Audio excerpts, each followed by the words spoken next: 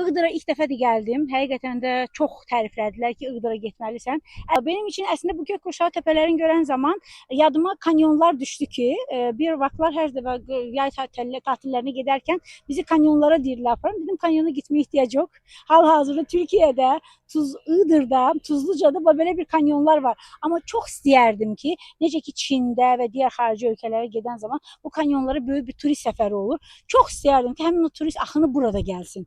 Çünki burada gəlib Türk millətinə, Türk dövlətlərinə məxsus olan bax bu Gökkuşağı adlandırdığınız bu ərazini sırf o qırmızı kanyonlara bənzətdim ki, mənim üçün bura həqiqətən farklı bir yer oldu ki, bu haqda eşitməmişdim, duymamışdım. İlk dəfə idi gördüm, ilk dəfə eşitdim və düşünürəm ki, bundan sonra da mən də sosial media sitələrimdə bunu paylaşacağım ki, hər kəs bilsin ki, Iğdır'da, Tuzluca'da böyle Gökkuşağı adlanan medyanın koyduğu bir ad koyduğu bir arazi var ki, burada gələndə demək torpaqla yer və eyni zamanda bu bir dediğimiz bu kanyonlar rəngləri farklı dəyişir. Nə qədər çox yuxarı qalxır, o qədər çox rəng seçimi görür və elə bir ki, təbiət əlinə bir fırça almış və burayı fırçaya boyamış.